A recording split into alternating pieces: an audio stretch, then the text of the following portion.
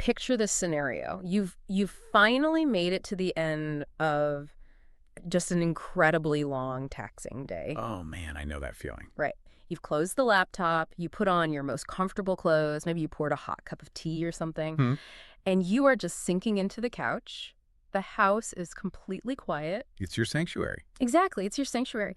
And then, from across the room, the screen of your phone lights up. Oh, no. Yeah, and it starts to vibrate. So you lean over, you look at the screen, and you see the name of a genuinely good friend, someone you deeply care about. Right, a good friend, not a telemarketer. Not a telemarketer, not your boss, a good friend. But instead of feeling this spark of joy or excitement to hear their voice, your stomach just drops. Yeah. You feel this immediate heavy wave of just pure exhaustion wash over you. It's so visceral. It is. You stare at the ringing phone and you think, I just can't do this right now. Right.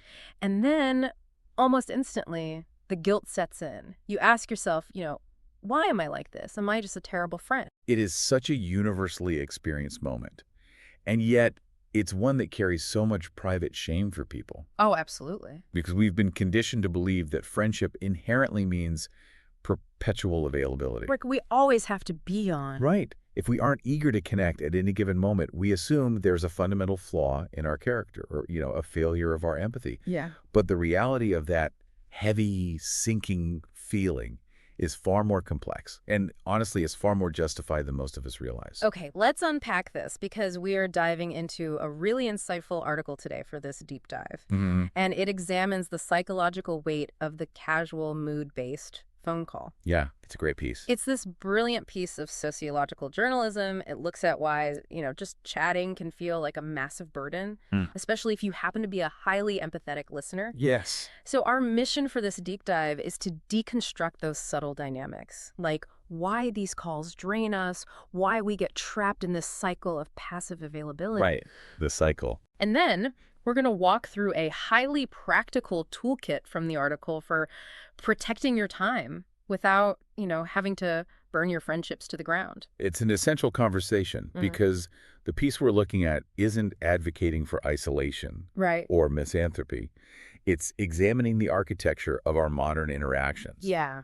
It validates the premise that feeling exhausted by these calls is actually a symptom of a much deeper misalignment. A misalignment in how we communicate? Yes, in how we process communication and how we value our own mental resources. Okay, so before we can fix that feeling of dread when the phone rings, we have to understand why it is so physically and mentally draining in the first place. Right. The premise here is that this is not about hating the telephone as a piece of technology. No, not at all. Nor is it about secretly disliking the person calling. It is entirely about an intense mismatch in energy. Yes, the dynamic that frequently occurs during these casual calls is highly asymmetrical. On one end, we have the receiver, the person who is just decompressing on the couch. Me with my tea. Exactly. For them, answering the phone immediately becomes their primary singular activity. They stop what they're doing. Yeah. They orient themselves entirely to the voice on the other end, and they enter a state of active presence. Right. They're fully dialed in. But on the other side of the line, the caller is very often multitasking. Oh, always. They're doing the dishes or folding laundry or navigating traffic. Right. They initiated the call simply because they had some dead time to kill and they just wanted a distraction. So the caller is just filling empty space, but the receiver is treating the conversation like a dedicated, focused event. Exactly. It makes me think of playing a game of catch with someone who isn't fully paying attention. Oh, that's a good way to put it. Like, imagine I'm planting my feet, looking right at you, and pitching the baseball with perfect form. Right. I'm treating the game with focus and intention. But you are looking at your phone, holding a sandwich. The sandwich, right. And just casually, blindly tossing the ball back over your shoulder. Yeah. The exhaustion doesn't come from the act of throwing the ball. No. It comes from the realization that I'm the only one respecting the mechanics of the game. Yes. I'm putting in focused effort, and you are treating the interaction as just background noise. What's fascinating here is the unseen biological and psychological cost of that focused effort. The unseen cost. Yeah. When we communicate face-to-face, our brains rely heavily on a rich tapestry of visual cues. Like eye contact and stuff? Exactly. We are constantly reading micro-expressions, body language, gestures, eye contact. All of that visual data provides a massive amount of context. Right. That makes comprehension relatively effortless But on a phone call, that entire data stream is stripped away. Wow, yeah. I never thought about it like that. The active listener's brain is suddenly forced into overdrive to fill in the blanks. Because it's missing the data. Right. It is actively decoding the caller's tone of voice, the subtle pacing of their words, and perhaps most exhaustingly, the silences. Oh, the silences are the worst part. Aren't they? When a friend goes quiet on a phone call, your brain immediately scrambles to interpret it. Yeah. Like, are they upset? Did I say something insensitive?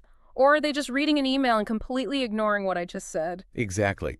Your brain is expending a tremendous amount of cognitive load to gauge mood and intent based purely on fragmented audio. That sounds exhausting just describing it. It is. Now, combine that high cognitive demand with the asymmetry we just discussed. The game of catch. Right.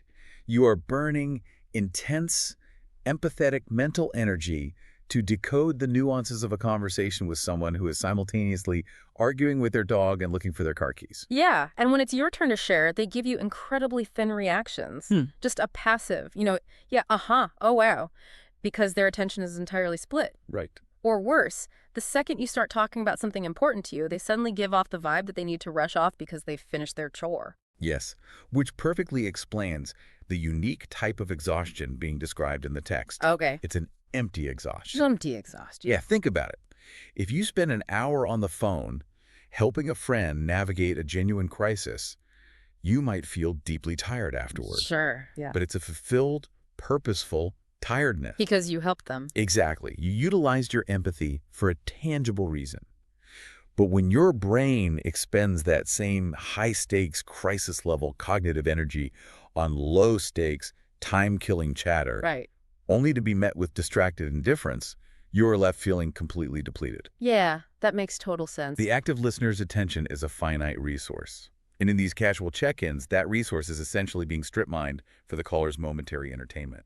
Wow. Framing attention as a finite biological resource is so incredibly validating. It really is. If you are someone who naturally listens deeply, feeling drained by these mood-based calls is a completely natural physiological reaction. Exactly. It's biological. You aren't a bad friend for feeling tired. You are just a person whose energetic bank account has been overdrawn by someone who didn't even realize they were making a withdrawal. Right.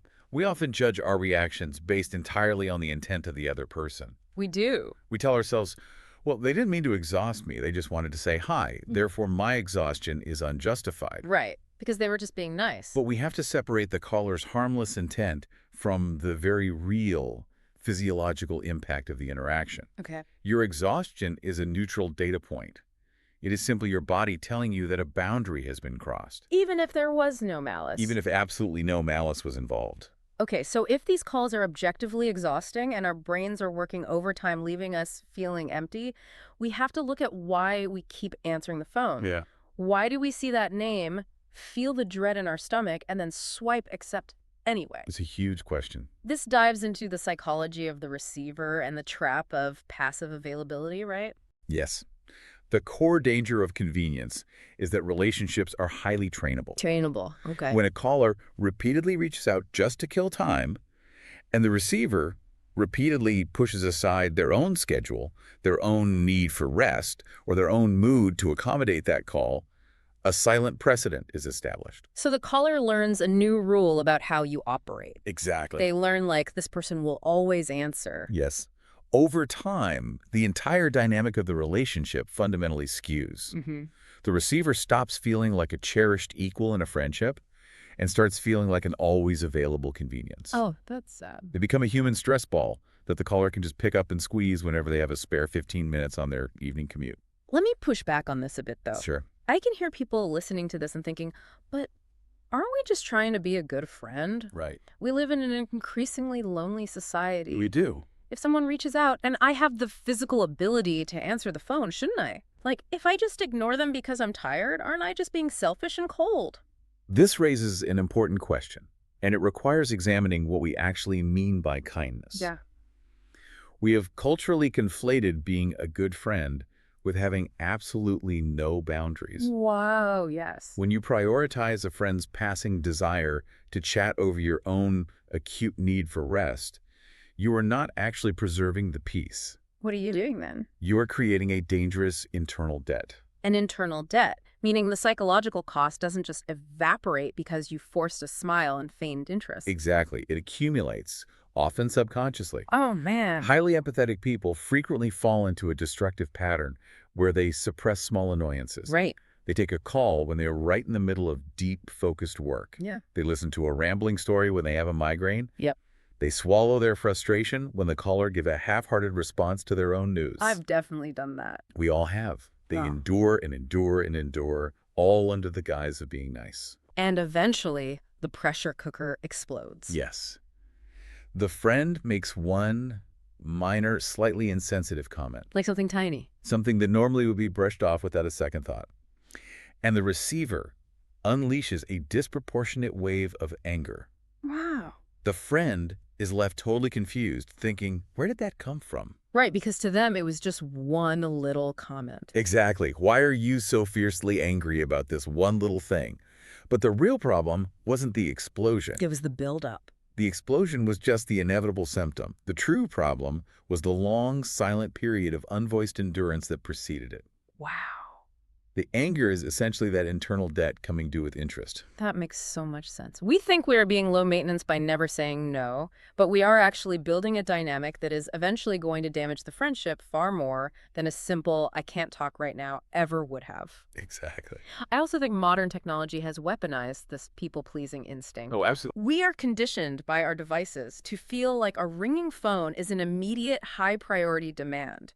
It's an alarm bell that demands action. The technology itself carries an immense psychological weight. Yeah. Before smartphones, if you weren't home, the phone rang out or went to an answering machine, and the caller understood you were simply unavailable. Right. You were just out. There was a built-in, socially accepted buffer of physical distance. Yeah. Now we carry the doorbell to our personal space in our pockets everywhere we go. That is terrifying when you put it like that. It is. The notification culture has trained our nervous systems to view every buzz, every ring, as an urgent summons. Yeah. We have lost the critical distinction between a notification of someone's desire to connect and a command to immediately fulfill that desire. A notification versus a command. Right. A text or a call is just someone knocking on the door. It doesn't mean you are legally obligated to jump off the couch, throw the door open, and host a dinner party right that second. Exactly.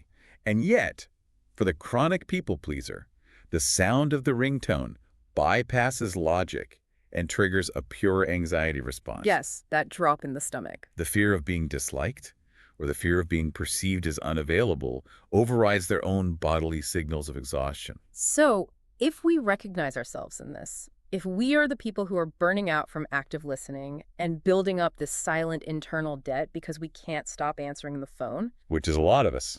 how do we get out? How do we escape the trap of endless availability without sparking a massive fight or hurting someone we genuinely care about? Right. The article offers a brilliant, entirely non-confrontational strategy for this. The strategy is exceptionally clever because it relies on a complete shift in framing. Okay, a shift in framing. When we try to set a boundary, our instinct is almost always to point out what the other person's doing wrong. Right, like, you always call when I'm busy. Exactly. Or you never actually listen to me.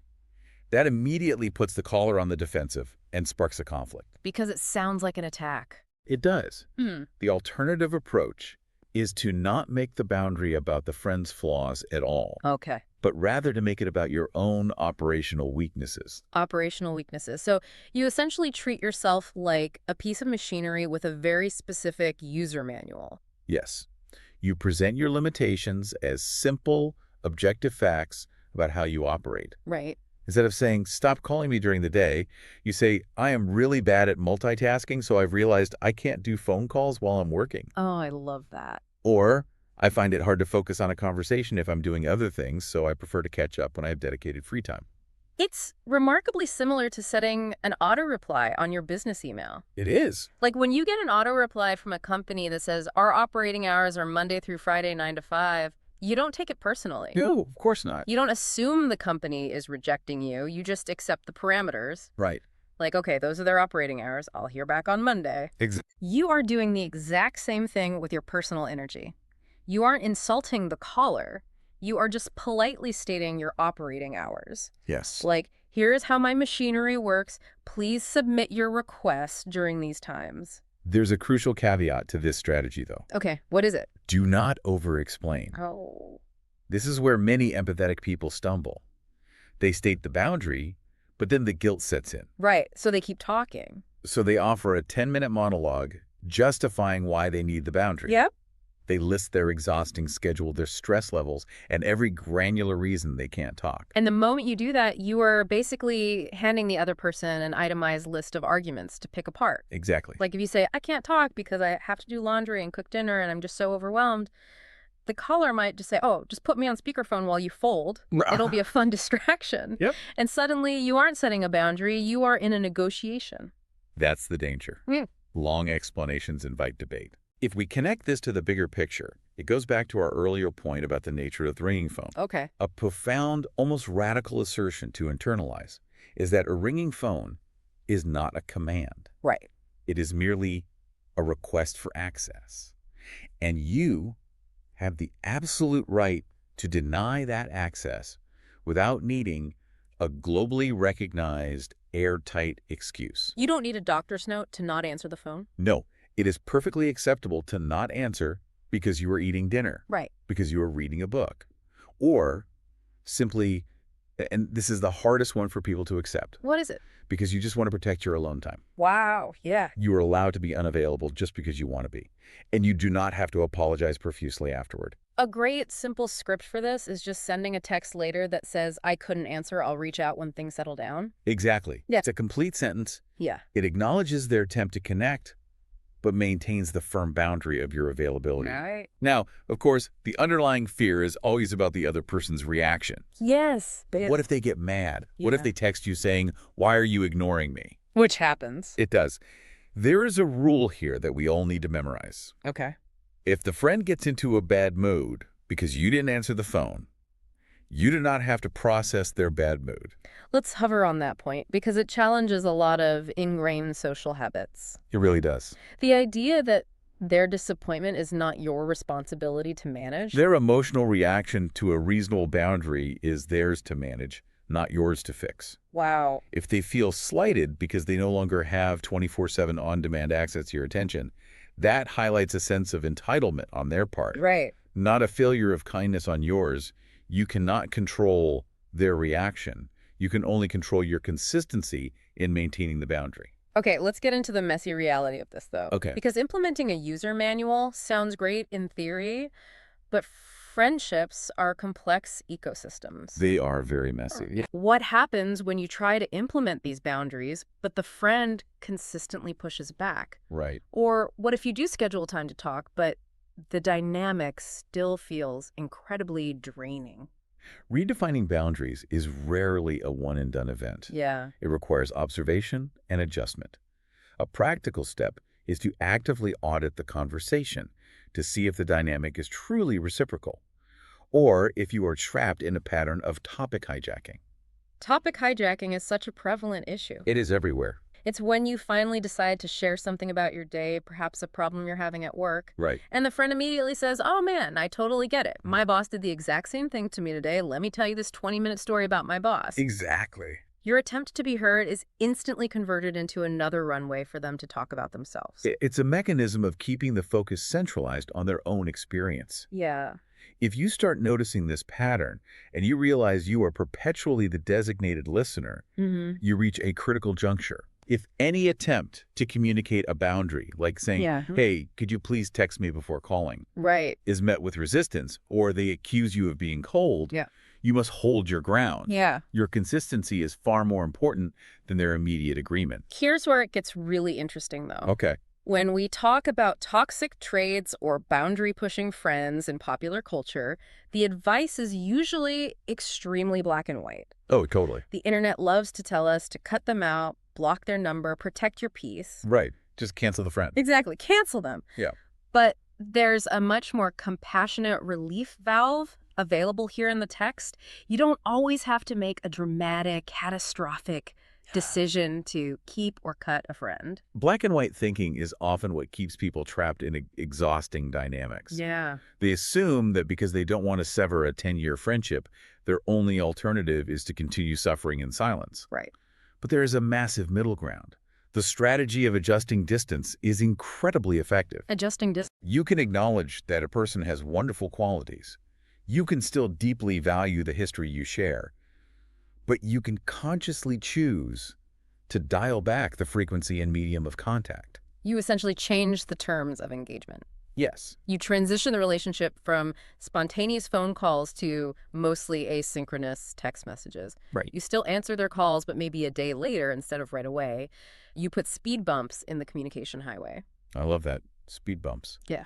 You are creating white space or margin in your life. White space, yeah. Distancing yourself is not inherently a hostile act. It is a necessary recalibration to give yourself room to breathe. Right. Think of it like orbital mechanics. Okay, orbital mechanics. Some relationships function beautifully at the distance of a monthly dinner, Yeah. but become deeply toxic if they occur on a daily, on-demand basis. Oh, wow, yeah. You are simply finding the correct orbital distance for that specific friendship to survive. If they stay too close to the sun, everyone burns up. Yeah. You just have to move them out a few orbits. And this ties perfectly into managing your own resentment when you are making these changes. It does. When you finally start setting these boundaries, it's common to suddenly feel a surge of anger toward the friend. Oh, yeah. You start looking back and thinking, how dare they treat me like a free therapist for the last 5 years? That anger can feel overwhelming and induce a lot of guilt. Yeah. But a vital technique for processing this is to examine the timeline of your endurance, Okay. rather than just the volume of your current rage. Going back to the concept of the internal debt? Exactly. If you are furious today because they called and hijacked the conversation, recognize that your anger isn't just about today's phone call. Right, it's about the past, too. It is the cumulative result of the 50 prior phone calls where you swallowed your discomfort and feigned interest. Yeah. When you look at the timeline of how long you endured the boundary crossing without speaking up, it reframes the narrative entirely. It shifts the focus from, look how awful my friend is being right now, to, look how long I have neglected my own needs. It transitions from self-blame, I'm a bad person for being so angry at my friend, Right. to self-awareness. Like, I'm angry because I haven't been protecting my own energy. Yes. It puts the agency back in your hands. You aren't just a victim of their phone calls. You are an active participant who now has the tools to change the rules of the game. It is a profoundly empowering shift in perspective. It really is. You are reclaiming your attention and your time as valuable assets that require your explicit permission to be accessed. So what does this all mean? If we step back and look at the whole picture we've painted today, we've gone on quite a journey. We have. We started with that sinking feeling on the couch, and we've decoded the mechanics behind it. Right. We now understand that active, empathetic listening takes real physiological resources. Yeah. It is work. It is hard work. And when that work is demanded casually, as a way for someone else to just kill time while they fold laundry, it creates a massive asymmetry that drains us dry. And suppressing that exhaustion in the name of being nice only builds resentment and damages the relationship long term. Saying I can't talk today or setting up your personal user manual of boundaries is not cold rejection. Not at all. It is actually a sincere, necessary step to maintain a relationship over the long haul. Yeah. Because true respect in a friendship isn't just about being there when things are bad. It means honoring both your friend's desire to connect and your own fundamental need for rest and quiet. Right. You have to respect both sides of the equation. If we truly accept the premise that our focus, our empathy, and our time are highly valuable resources, Which they are. resources that can be silently drained by the convenience of modern check-ins, we have to confront an even broader implication. Okay. We spent this time talking about protecting our boundaries with our closest friends. Yeah, the people we love. The people we actually love and chosen to have in our lives. The people who actually bring us joy. Yes. So the provocative question we have to ask ourselves next is, how does this dynamic translate to the asynchronous culture of the modern workplace? Oh, wow.